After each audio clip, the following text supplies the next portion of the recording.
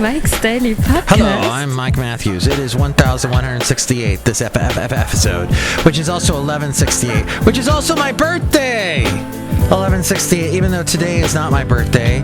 Today is 9/4, the Sunday wedged in between the Labor Day weekend.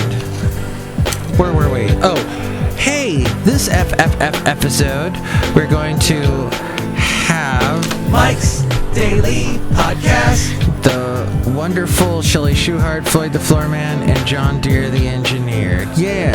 Mike's Daily Podcast. Did you know that it is the 50th anniversary of the Freedom of Information Act? That helps out you and me because we get details of things that then there's justice, and that kind of refers back to when I had Jarrell Neme on my show, and he threw out a lot of facts. Yeah. Mike's Daily Podcast. But I don't know, cause I have to say I'm gonna just relax. Mike's Daily on this show. Podcast. It's Labor Day weekend. Yeah. And we're done with laboring, aren't we? All the labor. You know, today was the first day I was able to sleep in over a week. Gosh, in over 2 weeks. I actually slept in. It was so nice, so relaxing. I went to bed at like 9. I woke up at like 8 in the morning. Well, actually, I take that back because there was some time. I got up at 5. I had to feed my dog, Basil the boxer. He needed to be fed, and thus I did not sleep a full straight, however many, 12 hours, whatever that is. But it was so nice to sleep in today. So I may be a little bit more energetic and rambunctious than I usually am. I saw a play in Danville, California. Home of the downtown Danville. Was a very nice place. Home of the Bridges restaurant, which is where they filmed Mrs. Doubtfire, which was directed by Chris Columbus, who's going to have a birthday a week from today. Just so you didn't know that, now you do. And Danville has this great theater. My friend Eric directs plays there. He invited me to see a play called Seascape. Oh, look who just walked in. Hello, Michael Marcio. How was the play that you went to see? Ooh.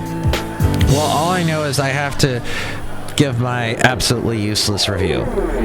Mike's absolutely useless review. The play, Seascape, written by the same guy who wrote Who's Afraid of Virginia Woolf. I can't think of his name at the moment.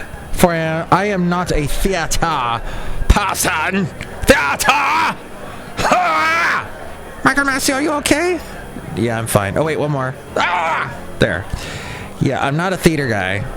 But this play required a lot of acting, a lot of line memorization by the actors, because the first part of the play, the two actors, they're alone on the stage just talking back and forth. And that's the entire, first part of the play is like an hour, and they just talk for an hour back and forth, and they're supposed to be on the beach. It's a husband and wife. They're, somewhere middle-aged, talking about their life, and her assuming or suspecting that he may have had an affair, and back and forth. Oh, and then all of a sudden, the first part of the play ends just before intermission with a sea monster showing up. So I enjoyed the play. There's an actor, I'm not going to say who the actor is, but there's an actor in this play that I've seen several times in several different plays, and I'm getting a little tired of this actor. I've seen 3 plays now. Oh, look who else just walked in, and I'm just not, I don't know. But that's probably just me. I'm sick of James Franco. Are you? I know, I was hanging out with some millennials yesterday, and they love James Franco. So I don't know, maybe it's just me, I'm old. But I'm just tired of him. I'm tired of Matt Damon. I'm tired of Seth Rogen. Mostly males. I don't think I'm tired of any female actors or actresses, or whatever the PC way of saying that is. I'm not tired of any. It's only males. because I'm a male, maybe I kind of go, they could do a little better with their act. Mark Wahlberg, yes, axe him, and now Jason Schwartzman. I'm getting a little tired of him, and I'll tell you why. It's because he takes all these projects, he does a lot of work, and he plays the same person in every one of these things. I am remiss that I did not introduce who else walked in. Hello there, Mike. It's Valentino, the podcast. And this is Bison Bentley. Do you know that? Mike, you make it sound like acting is some easy thing to do there. Yeah, acting's hard. Do you know that? I don't know. All right? I did 2 plays in my life. I did a Shakespeare play and M. Butterfly, which was a bizarre, not Madame Butterfly, but M. Butterfly. They made it into a movie with Jeremy Irons years ago. I don't know.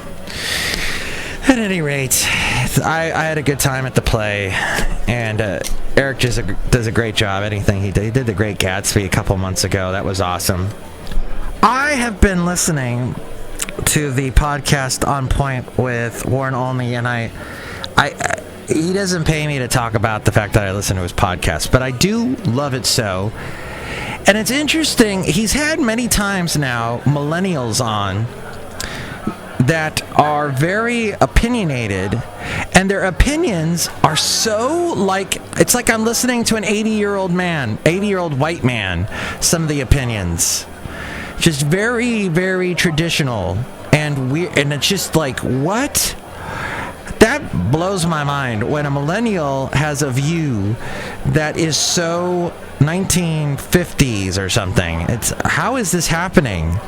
I thought millennials were the thinking forward people, the people saying, let's go organic, let's stop with the gender binary world, let's do this, but instead, once in a while on his show you get someone really young who's like sounding like a Trump, or let's say a Trump supporter or something, and you're just, whoa, how did this person get to think like this?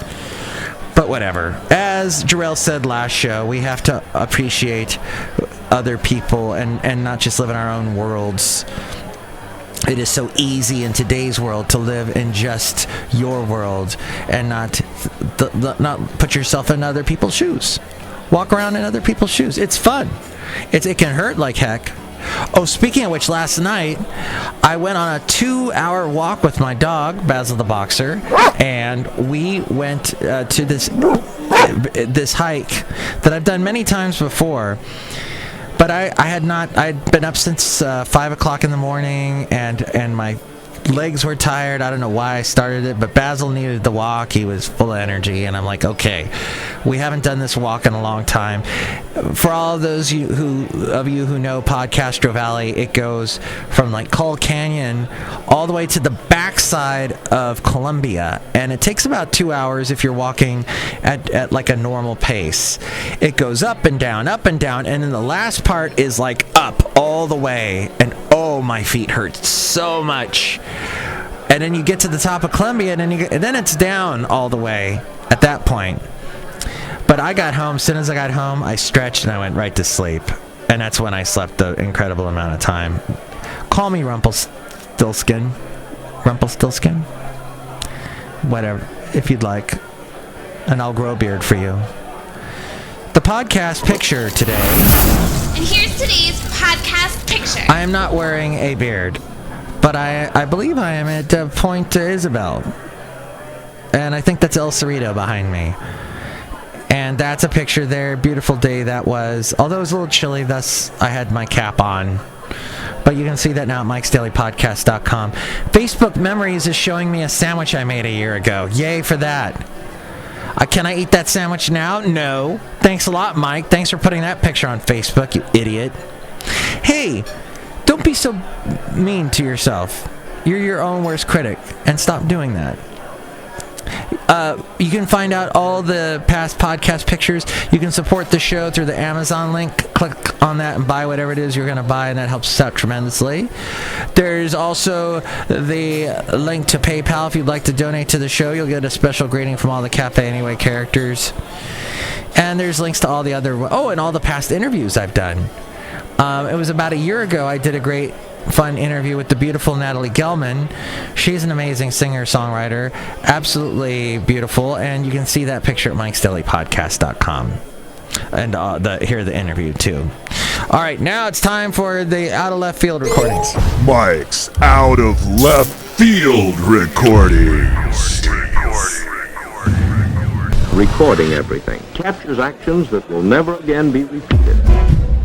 Our first recording is from about a month or two ago. I was filling in for Haley, who does the Daily Haley on this show, and I was taking care of Haley's shift at work. So I said, since I don't have to be, usually I have to be at work at 5, and riding Bart to work and being at work by 5 o'clock is impossible. You can't do that because the Bart doesn't leave, podcaster. Hey! What? Really quick tangent here. Old guys, when you're talking and you go, don't stop that. There's this guy that does a show on one of the radio shows that I help produce, and he does this a lot. It's that duh. He says that duh a lot. It's a filler word. It's a filler thing. So he goes, that duh. He says that over like he's trying to fish for the next thing to say, and he goes, that duh. Or it's the same as saying but you go, that duh. Oh, it's so annoying. Hey. So that, and maybe me saying hey is annoying as well, but we can't get into that now because we have the important stuff of the thing that we're listening to here, the out of left field recording. As I was on Bart riding to work, trying to get there on time, and a lady was sitting in my car and she was talking on her cell phone. Now this is something that happens a lot on Bart. People in a very quiet... Bart cars are usually pretty quiet unless you're coming back from a game or something, or it's at nighttime. But during the day, especially in the morning, people are awfully quiet in the Bart cars, except for the people that get on their cell phones and start talking at the top of their lungs, as was the case with this lady. Let's listen, shall we? This strange out of left field recording. Yeah, I know that. So I kept one is going to be a remembrance of the dedication of Lawrence that lady in touch. That's going to probably go behind my little ritual whenever I get somewhere I can do it. With Mama and Larry's obituary and everything else. But I can't set it up into the mood. That was pleasant, wasn't it? Now something that is, in fact, pleasant, and that would be the waves crashing. Here's my wild Basil the Boxer barking at waves, only this time we're at Benicia, also a part of the Bay Area, and near the Carquinez Strait, and he is barking at the waves that were crashing. This was just a few weeks ago this happened.